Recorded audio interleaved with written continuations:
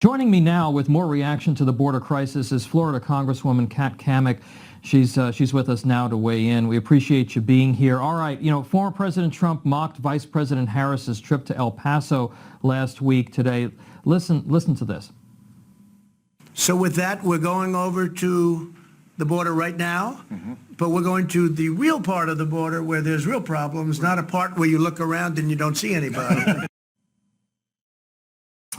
Congresswoman, your reaction to what you saw and what you heard down there in Texas today. Well, I myself, I was invited to go with the president to the border, but we have been fighting quite the battle up here on Capitol Hill. So I've been in touch with my colleagues down there. But personally, I have been to the border twice, McAllen specifically, where the President Trump is. And I can tell you, it is a humanitarian crisis. It is a trafficking crisis. It is a drug trafficking crisis, public health crisis, and it is a national security crisis. And Trump was not wrong when he said that Vice President Harris didn't go to the border. She went to El Paso to a facility that has not seen an incredible level of traffic as they have at the Donna processing facility. The RGV sector, the Rio Grande Valley sector, has the highest number of apprehensions, the highest number of gotaways, the highest number of drugs that are being trafficked across the border.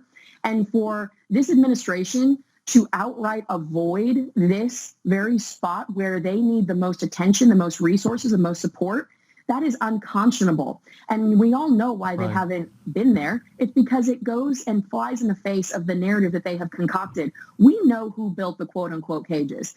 It was Obama and now President Biden. We know that they are separating children from their parents at the border today. And you know that no Democrat in this conference, especially AOC and her squad, they don't want to admit that this is a crisis that is not belonging to one administration. This is not something that President Trump created. This is now Biden's crisis that by executive order he created with the stroke of a pen. And so I commend President Trump for going down there and highlighting this issue. And of course, it depends on whether or not they actually want to solve it. They can solve it if they want to solve it. Congresswoman, I have to switch gears here.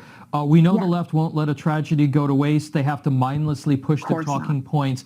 Energy Secretary Jennifer Granholm had some thoughts on that terrible building collapse in Surfside the other day. Take a listen. Obviously, we don't know fully, but we do know that the seas are rising. I mean, we know that we're losing inches and inches of beaches, not just in Florida, but all around. The issue about resiliency and making sure we adapt to this changing climate, that's going to mean levees need to be built. That means seawalls need to be built. That means infrastructure needs to be built. And of course, the CNN anchor is there just saying, oh, yes, it's climate change caused the building collapse. Sure, everything goes back to climate change with these people. Congresswoman, what is your message for Secretary Granholm? Your state is suffering through a tragedy right now. How dare she? As a Florida member of the delegation and as someone on the Homeland Security, the lead Republican on FEMA, this is absolutely ridiculous that she wants to say these kind of asinine remarks when we still have 149 people still missing. We have search and rescue teams from all over the state. Really, Israel, Mexico has sent urban search and rescue teams. We are actively sifting through the rubble, combating weather and fires, and she wants to make a political statement. That's BS. I'm telling you, we have got to get this agenda this out of control agenda out of the way and get back to the things that matter.